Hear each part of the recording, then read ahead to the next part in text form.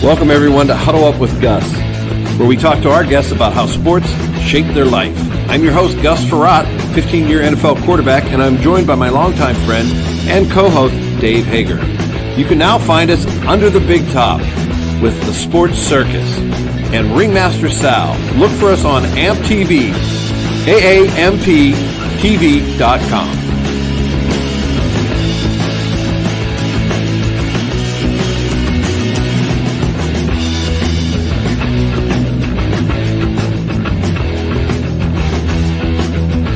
Hey everyone, Gus Frerotte here, back with Huddle Up with Gus. I'm your host and 15-year NFL quarterback. I'm joined by my longtime friend and co-host, Dave Hager. Hello. And today we have a special guest on.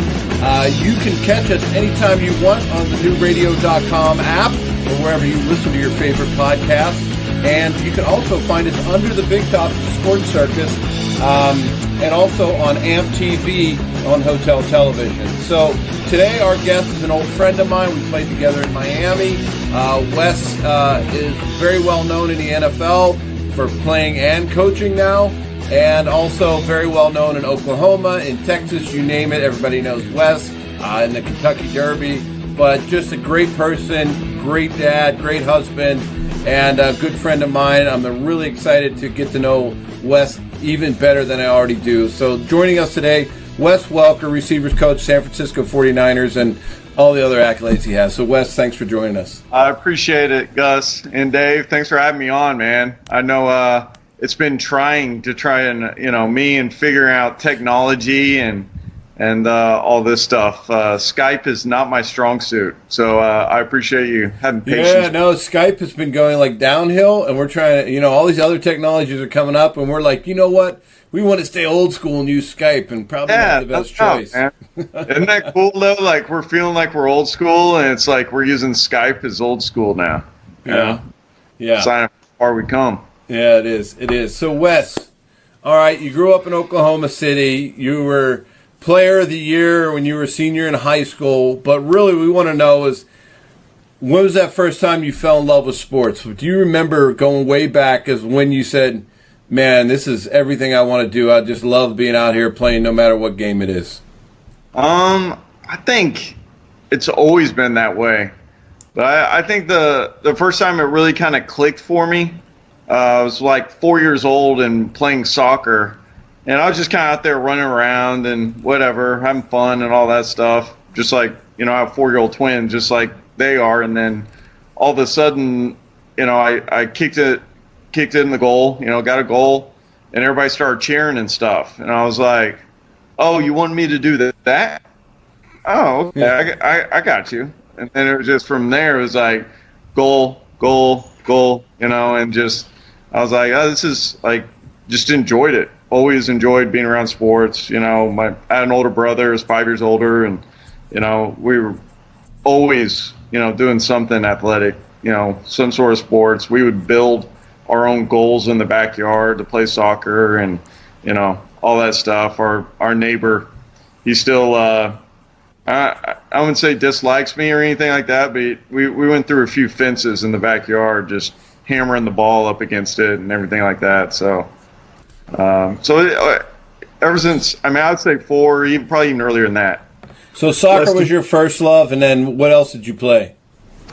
I did a little bit of basketball, did baseball a little bit, did some track, but early on it was really soccer was the main thing that I was playing year round from time I was 4 years old and until I pretty much got into high school. And then high school I play in the spring and everything like that, but it was kind of a year round thing for me. What about like organized football? At what point? I actually started playing in the 6th grade. I had a couple buddies who were on a team, and I wanted to play so bad. But, parents were like, man, we got to buy a helmet. You got to buy shoulder pad. Like with soccer, you get some shin guards, some cleats, and a ball.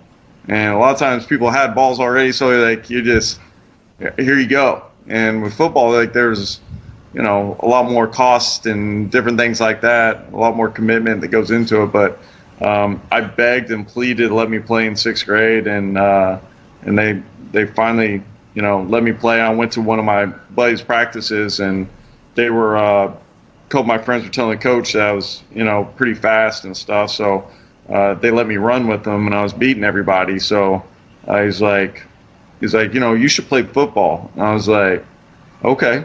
And so I told my parents, and scraped together some money, and got some shoulder pads, helmet, the whole deal, and from there I just loved it.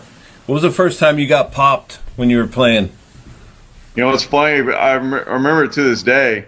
So I kicked off. Usually kickers, you sit there and kick and, right. kind of chill back there. Well, I kick off and just sprint down the field, and nobody really talks about tackling or anything like that. And next thing you know, you tell, like, this kid's been playing since he was like 5 or 6 or whatever, tackle football, and he sits there and runs me clean over. I tackled him, but like I'm on my back. And I'm like, no, I did what I'm supposed to do. Like, the coach was laughing. Like, he's like, oh, man, he has no idea what he's – but I was like, no, I got him on the ground. Like, it's cool. I'm fine, but the dude just ran me over. And, and I remember just thinking that where I really kind of learned, all right, I'm going to be the aggressive one. I'm going to be the one imposing my will on somebody else. And – understood, because whenever you're playing in the backyard, it's like, you pull somebody down by the shirt, you get them on the ground somehow, some way, whatever. But with pads, you're like, oh, wait a second, I can use these things.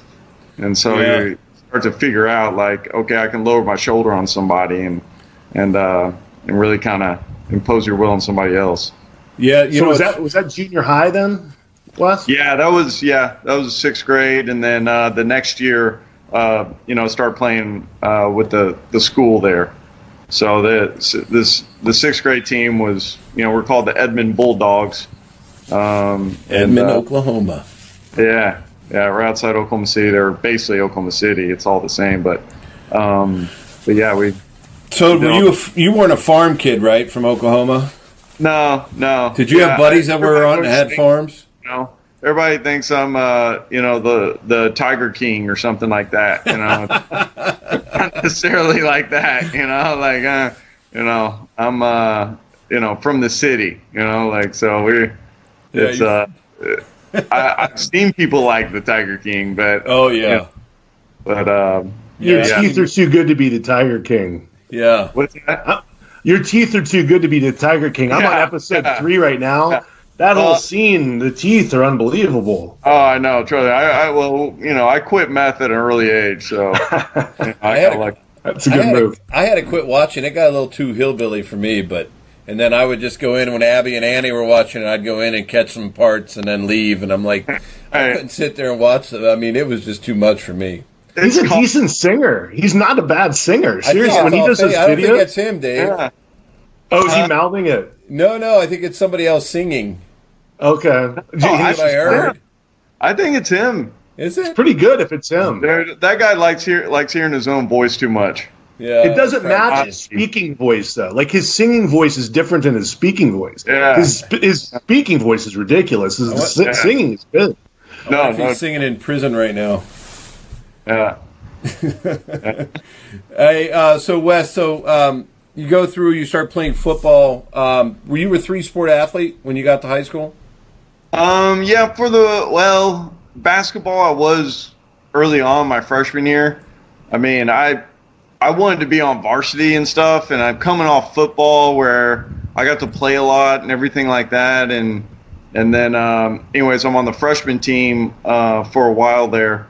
And it was just like, I don't know, I was like, you're on this crappy court, and I'm like, so I stopped doing basketball, and then I just kind of did soccer all the way through.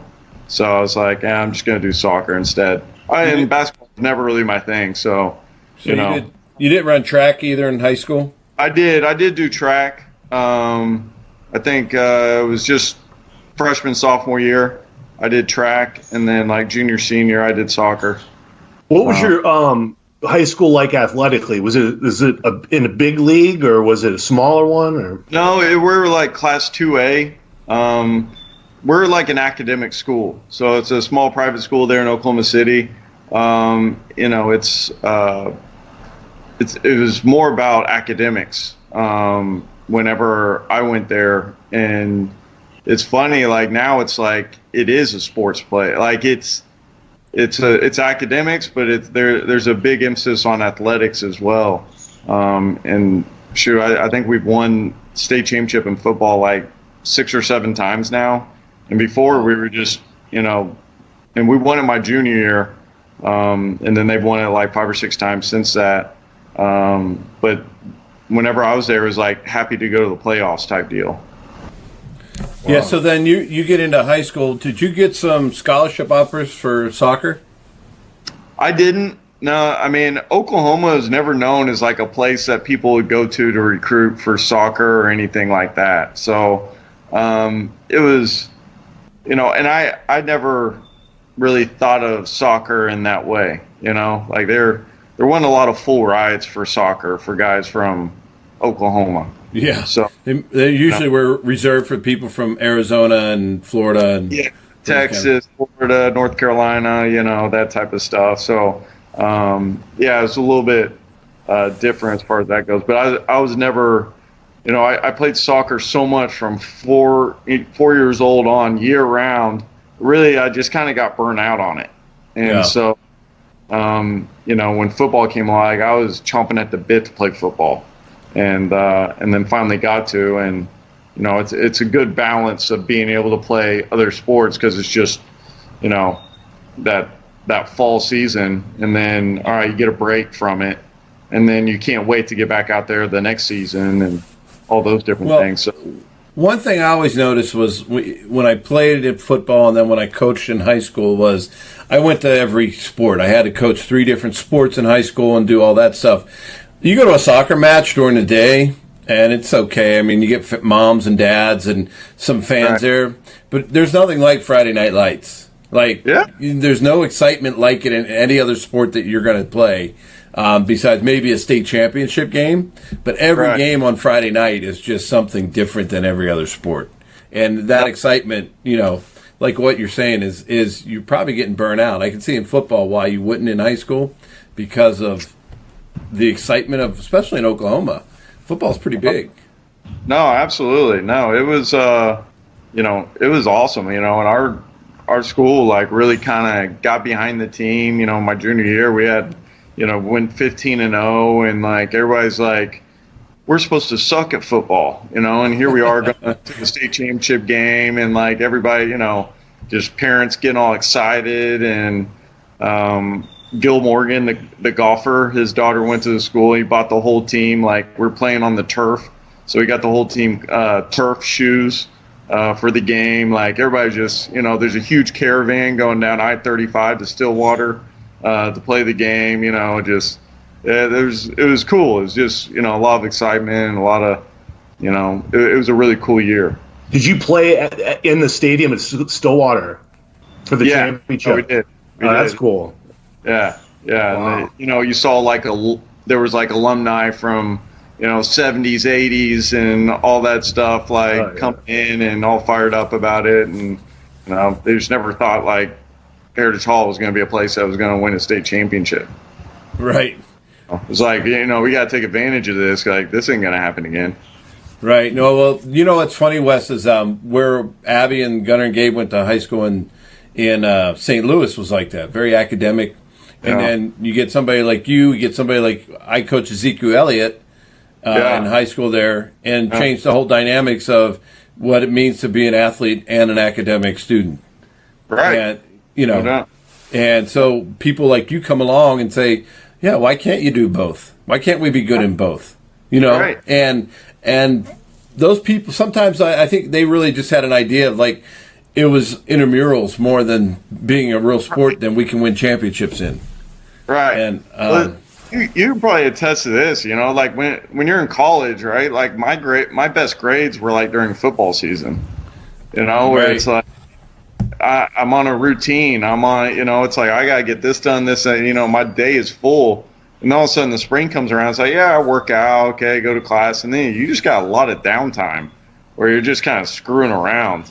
not really taking it seriously, and all of a sudden my grades would, kind of go to hell on it. But and I'd be like, okay, I gotta get it back on track and everything like that. But sports and stuff was always key for me. Just kind of keep me in line, keep me busy. Yeah, Wes, what was the recruiting process like? And at what point did you think you could probably play in college? Well, I remember like before my senior year, I went to a bunch of camps. I was getting a bunch of letters, and if you go online, like is me and like this guy Wes Sims, who ended up going to OU, were like, he's an offensive lineman, like 1 and 2, top recruits in the state and all this stuff. So I go to, and probably the worst decision, or the worst thing I did before that, was go to all these camps. Well, they timed me in the 40. And so I'm 5'9", $175, and run a 4.6, and it was just kind of like, we went faster, So anyways, I did really well in the camps and all that stuff, but at the same time, like they didn't want to sign anybody that was that small at that speed. So anyways, as we kind of went through, like I didn't get really any offers. Tulsa was going to offer me, Colorado State was going to offer me, and then both teams were so close, and then they end up going in a direction, and then Texas Tech ended up signing me a week after signing day, when one of their top recruits ended up going to Boston College. He ended up playing in the league. Lenny, I forget the name. I don't know. I need to thank him though. But thanks for leaving. Yeah. But then I came in for a visit with Leach, and Tommy McVeigh, who was there, was with my high school coach. They had coached together before, and so they talked and everything like that. And he told him this is the best football player I've ever been around. And he's like, we've been around some good ones. Like, you sure about that? And he's like, I'm telling you, like, this guy's gonna be good. So anyways, Tommy kind of put his ass on the line for me, and Art Briles was there and really talking to me and all that stuff. And I think their thinking on it was, well, if he can't make it as a receiver or DB or running back or whatever, like, we'll just have him kick, because I could kick pretty good. So that was kind of their outlook on it, and they ended up offering me and giving me a shot. So, Wes, you played running back in high school? I did. Yeah, so then you go to the Red Raiders, and did they start you out at running back, or did they? They did, yeah. Yeah, so I was probably like running in high school. I was probably like 70% running back, and then 20-30% receiver. Right. Just depending, I guess. So if you didn't have a quarterback who could get you the ball all the time. Yeah. Well, sometimes you are in 3rd and 8. Right. Yeah. Yeah. You have to be able to get out of there and throw the ball. So. But yeah, no, I enjoyed both of them. Like I liked running back, but yeah, I started out there at Tech as a running back, and then they slowly started moving me to in that offense they called it the H, but it was the slot receiver over there, and I think by about the 4th or 5th game they finally started me. I'd returned a couple punts and different things like that. I was having a lot of success in practice, and I think it was a deal where they didn't want to play me, but they just, I don't know, I just didn't give them a choice. Like they made it where like, all right, we got to play him, Yeah, so. No, yeah. You show. That's all you got to do is somebody like you is put you on the field, and you're going to show what you can do. And that's what upsets me a lot of times about football is that these scouts, they look for all these big, glorious guys. You and I have talked about this, receivers, I want somebody who works hard, who's going to come out every day and bust their ass, who has a heart of gold. You know what I mean? Like, there could be guys who run a 4.3, and you're like, man, I don't even want to be around that guy. I know.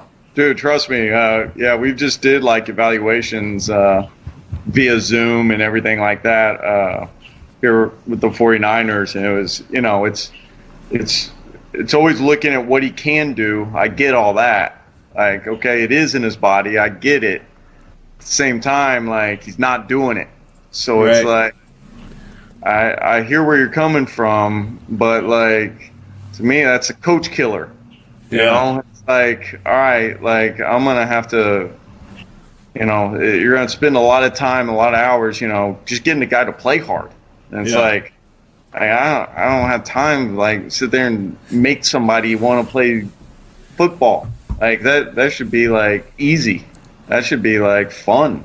You know, like, so you're always looking for that. And Valet, stay, and play on your next getaway to Los Angeles. The Westin Bonaventure Hotel and Suites offers effortless access to all the City of Angels has to offer. Whether you're hoping to catch a concert or sporting event, our hotel is just moments away from all the action and accessible to Hollywood, beaches, museums, and theme parks. The package includes a guest room and valet parking. For reservations, use promo code PSF in the code box when making your online reservation, or call 1-213-624-1000 and ask for promo code PSF. Well, that reminds me of like David Boss. Remember David? He was with us in Miami, right? Yeah. And I remember I went up to him and I said, look, David, you know, everybody loves a go route. Where do you like it? Some people like it high and back shoulder. Some people want to go get it. You know, what do you... He said, you know, as long as you just put it right here in my chest every time, perfect. And I'm like, so throw it perfectly to you every time, 45 yards. He said yes. And I'm like, what is that? Like, who answers a question like that? David Boston was something else. It was. Yeah, he was a trip. No, that was a crazy year, you know, because I was the third receiver. We had Marty Booker, Chris Chambers, David Boston, and there I am as the third receiver. And I'm doing, I mean, David Boston barely taking any reps. I'm doing scout team. I'm doing all the receiver stuff for us. Like, I'm dying. Like, I'm just like, this is taking years off my life right here. Yeah, it is.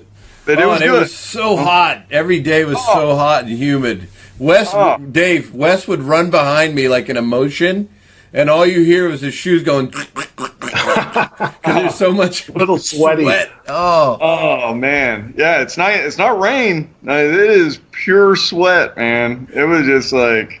Oh, and then like after practice, we'd have to run, but they didn't want to do running drills, so they have the quarterbacks drop back and throw the receivers bombs. Like they just ran for 2.5 hours, and then we have to throw them bombs. Yeah, and then like everybody's bitching about it and everything else, and he's like, "All right, well, we'll do a 5-minute break at practice, and we'll throw some cold towels on your neck." Yeah, and it's like, oh my gosh, man!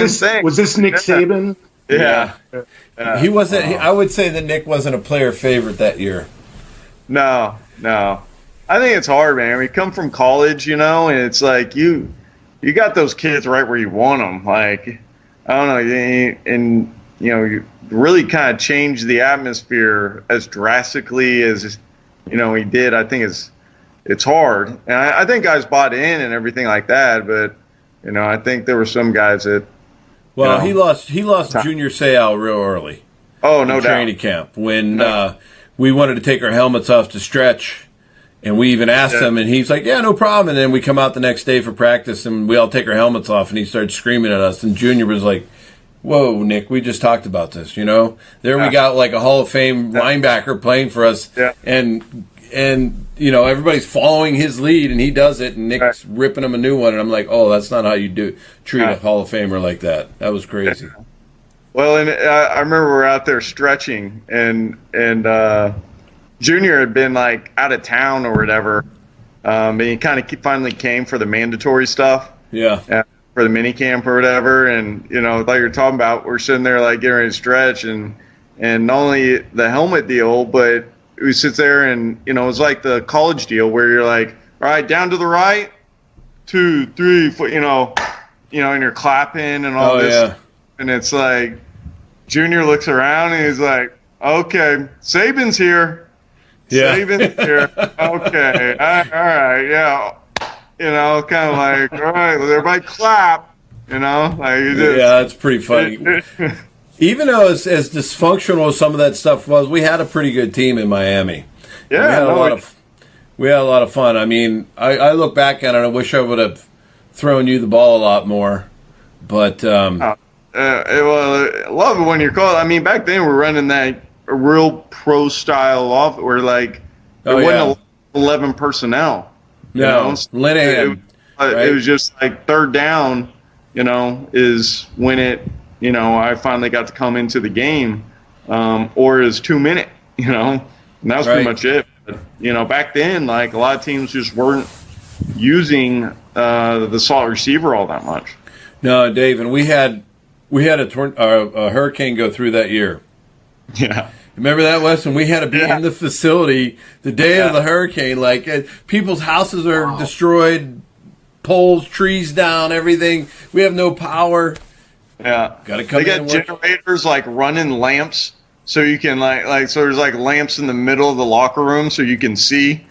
It was wild, man. It was wild. A lot of compassion out of Saban, it sounds like. Yeah. Well, I wish we would have had those, like the cell phone. Like, I don't remember cell phones back then. I don't either. But if you could have just, like, imagine video. I could have videoed all that stuff and just, this is what we went through. It's crazy. Oh, no doubt. No doubt.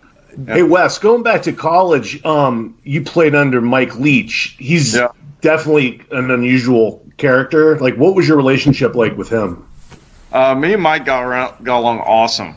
Like we had an awesome time together. Like I love Mike. Like the only thing on Mike is like if a meeting starts at 8:00, it means maybe gonna start like 8:30 or 9. Like, it's like you don't give a damn. Like Mike's gonna be Mike. Like he just kind of does his thing. But I love him. I every year there's usually some receivers I give him a call about. Whether at Washington State or, if he's gotten to see some of these guys from Mississippi State and stuff like that. And he's funny, man. Like, we get a time. I love talking to him, but every single time, like, I know that I gotta be ready to have an hour, Like, we're going to be BSing about this and that. And, he's down he called me back one time and he was ordering his food. And I'm like, you want to order your food and then call me? Or you're like, no, we're good. Tell me the chicken, is that better or the steak? I love the guy. Like, what was he like during games, Wes? He was actually pretty cool. Like, he can rip you. He'll rip you every once in a while and tell us to get our stuff together and everything like that. But the thing I liked about him is he was like, all right, we'll score the next drive. Like there's no panic.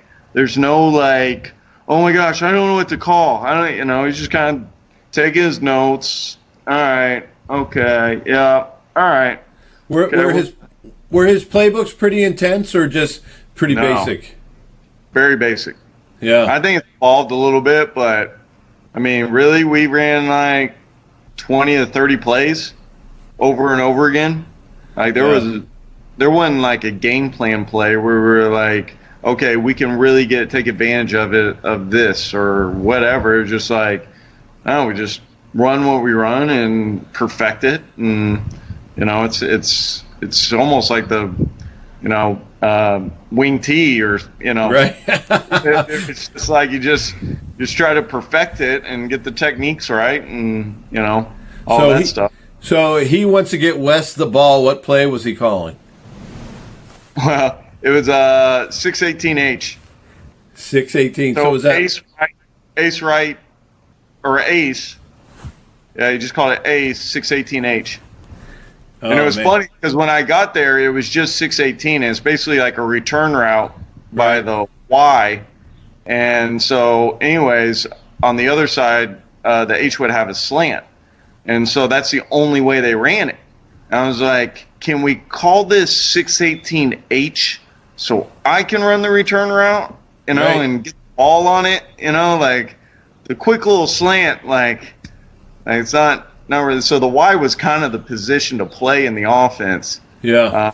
And so like I finally, my sophomore year, I got him to do 618H, and then my junior year, I was able to, he had it in, there was 94, which is, 94 is the protection, it's the routes, it's everything. Just call 94. Everybody knows what to do. Yeah, like Ace 94. It's definitely not West Coast, is it?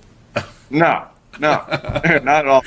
That was the thing, like, I didn't feel like I really knew, like, and you watch, like, guys at the combine that, you know, kind of come from the air raid offense. I had no idea what a speed out was.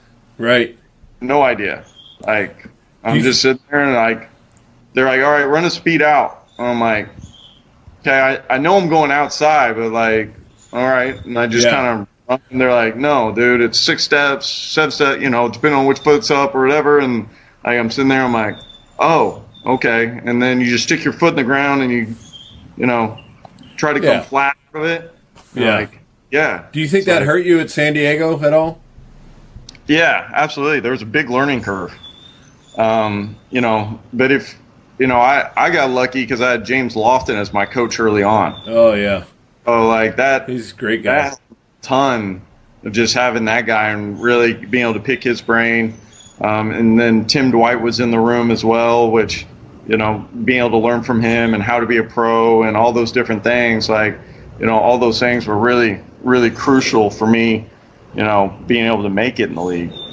Wes, did you think, you know, you weren't drafted? Did you think you may be drafted, or was it a conclusion you're going to be a free agent most likely? There was a outside shot, like in the 7th round or something, that it could happen. But, you know, I really didn't think I probably would, you know. I mean, again, it was 4'6", 40, you know, nothing's changed there, you know, and stuff like that. So I knew that was probably going to be the case. So, Wes, tell us, like, the process of when you're undrafted and then you got an agent. Who was your agent?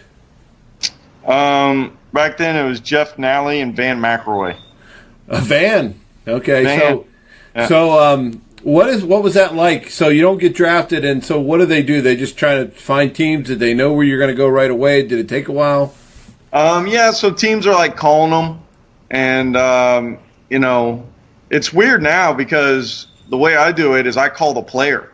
Yeah. You know, and I'm like, hey man, I'm calling them like in the 7th round and different things like that. But back then, like, I didn't feel like nobody really called or anything, but they talked to my agents, and it was like Green Bay, it was Tennessee, and it was San Diego, I think. I think those were the 3 or whatever. But anyways, you know, the special teams coach really likes me there in San Diego and everything like that. And so, I don't know. I just kind of went with it. James Lofton was going to be my coach, all those different things. You know, it was probably the best decision I made.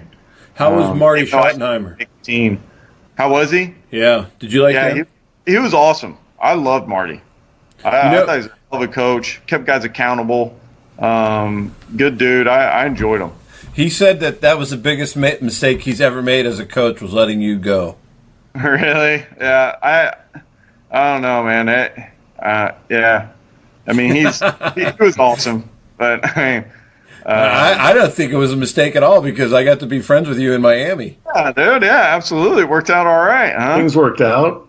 Yeah. So then you let go by the Chargers. You come to Miami. You're there for what, 2 years, I think, right? 3. Yeah. 3 years. 3. Yeah. Then get to go to the Patriots. How did who talked to you? Was it like during the season they came up to you and said, "Hey, we know you're going to be a free agent," or how was that? Not really. You know, I had some good games against them. Yeah. And then I remember the second game of my that 2006 season, like, you know, the Patriots basically doubled me every 3rd down. So I was like, all right, well, these guys actually think pretty highly of me or something, you know, like, I don't know what they're doing. We got Chris Chambers and Marty Booker, and these guys are pretty established, you know, accomplished type players, and he's doubling me. So, anyways, I didn't really think anything of it, but as the season was over, you know, they talked to my agents, and they were like, you know, is keep it quiet, but, you know, I think if they tender you at the 2nd round level, as a restricted free agent, that the Patriots are going to make a run for you.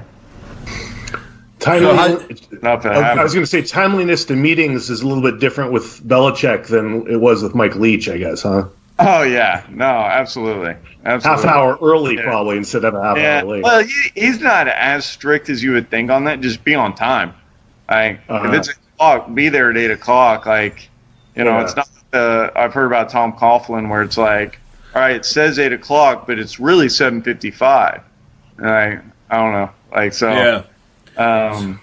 So Wes, so when you go to the Patriots and then you get to kind of start playing with Tom a little bit, how did that relationship come? Because I know that, he threw more passes to you than maybe anybody else ever at for the Patriots. How did that relationship kind of gel with you guys?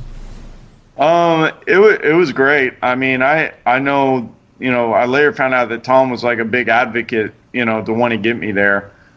Just, watching film through the season, being in the same division and, what I did against the Jets and Bills and different things like that. So, he was excited about it. And, we worked our tails off that whole spring. Our first season together was, I wouldn't say the whole season, but it was pretty tough. Like, there's a certain way they want stuff ran. And so, us getting on the same page with all that stuff and how he wants it and what he thought I did wrong. But, there was times where I was like, man, screw Tom, man. Yeah. This guy's but it was great though, because even, my sixth season there, after every, period we went through, like we'd go over there to the side and we'd be like, all right, what'd you think on that play? Did you like what I did there? All right, I felt like I could have done this. And he's like, yeah, no, I thought you could have done that a little bit more too, So we're just always evolving and always like talking about those little details of, I just always wanted to be in the spot where he wanted me to be. And it helped me as a player really kind of just understand like what he wanted, And so now it helped my mind think, okay, I know why he didn't want me to do it like that. And that helps me as far as like him playing the position. Okay, yeah, that's easier for me, but it's harder for him. Okay, how do I make it easier for him? Okay, I'm going to do it this way. So it gave me perspective on what he's seeing and what he's looking at. Well, if you had to pick one thing that you think would, out of all his attributes, what do you think the one thing is that made him obviously the GOAT of all the quarterbacks that have ever played the game? He's tough as hell. That dude, like, I think he's tough as hell, and I think he sees the field better than anybody I've ever been around. That guy, and you were pretty good too, Gus. You leave me not in the same category, but that guy saw the field so well. Like he knew where people were, where they were, and if they were out of place or anything like that. He never, I wouldn't say he'd ever predetermine unless he knew his man-to-man coverage. Yeah. If he knew his man-to-man coverage, he's going with the matchup. So, that was always the way he kind of did things. And the matchup could be different in a lot of ways. It's like, okay, I don't like Wes on a seam route against the keep to leave, but I like him on a return route, right. And it's knowing the play and knowing the skill sets and understanding all that, especially in man coverage, like, all right, this is where I'm going to go. Okay, Gronk's on a linebacker all day, and I'm going to take him, okay? Right. Like, if there's a really talented safety on, a stick route or something like that, he's like, all right, I may have a better option somewhere. Well, it goes back to the NFL is all about matchups. No doubt. 100%. That's it. That's what it comes down to. I got to get my best guy. Now, when you had Moss with you, yeah. Did you like being on the opposite side of him or the same side as Randy? Same side all day. I loved it. Because he was taking two guys. Oh, yeah, they're going to play cloud coverage. Now I'm getting inside leverage. Yeah. Now it's my game, And then they're like, okay, fine, well, put a plug player in the middle, and we'll take Welker away. Okay, fine. We'll throw a Go to Moss. Yeah. It was a good compliment for each other, and obviously, I benefited a lot more than he did for me. But just being able to have him out there as that presence like that, and being on the same side, like I wish we would have done it a lot more. It just, there were times even. I remember we played Miami and we're on the same side, and they're playing cover 0 on the other side, and they got 4 guys on us. Yeah. So double team, us with all these guys, and it's cover 0 over here, and now we got Jabbar Gaffney and Ben Watson and some of these guys where it's like, okay, like they're going to beat cover 0. Yeah, Randy was a great guy. I don't know. Did you ever play dominoes with him? I don't know if I ever played dominoes with him. I know we played. We played in Minnesota quite a bit. He's a lot of fun. Oh, dude, he's awesome. He was a trip, man. He was a trip. No, we had a lot of fun together, man. We had a really cool room with Jabbar and Dante Stallworth and Randy. Like we had a lot of fun in that room. Yeah, people. Wes, how was your relationship with Gronk? It was awesome. I love Gronk. That's my guy, man. He's such a fun dude. I mean, what you see is what you get, and there's nothing fake about him. It's not an act. It's not like he's. Well, it is now because he's in the WWE or whatever. I mean, it is, but like just because he thinks it's funny. Yeah. He's just like, oh, this is cool. Like sling people around and be a meathead. Yeah. So it's everything you see is very authentic about him. So no, he was a lot of fun to be around. And I went to University of Arizona, so the football tradition is shallow at best. But Gronk and Teddy Bruschi, I believe teenage years also, probably 1-2 on the list. So you played with both those guys. I never met Teddy, but he seemed like a pretty solid guy. Oh, Teddy's awesome, man. Teddy's the best. Just great teammate, great everything. Like, I'm on a text chain with a lot of those guys up there. We played together, and we're always like going back and forth with each other, and it gets pretty harsh at times, but it's a lot of fun, man. It's pretty funny. Oh, I know you can dish it out, Wes. That's for sure. Oh no, I got to, man. All right, one more Patriots question for me. What was the play called for the 99-yard touchdown that you guys tied me on? That was I want to say it was like Haas either H juke or Z, F juke. Spread right. You just took it down the seam, right? Yeah, spread right 66 Haas. So Haas hitching a seam. So hitch is on the outside, seam on the inside, and then a juke by whoever that number 3 player is. Yeah, and there was like no safety. I don't know what happened. He just played super shallow on that play. Yeah. He was like at 12 yards playing the post safety.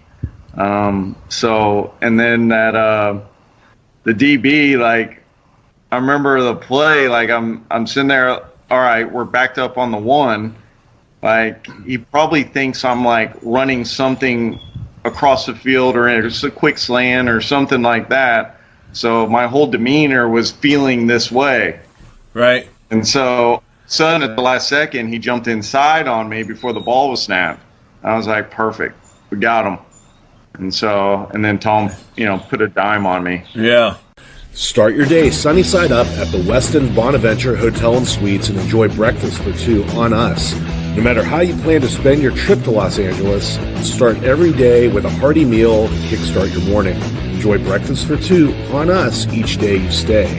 For reservations, be sure that promo code S4B appears in the promo code box when making your online reservation at Marriott.com/LAXBW or call 1-800-228-9290 and ask for promotional code S4B.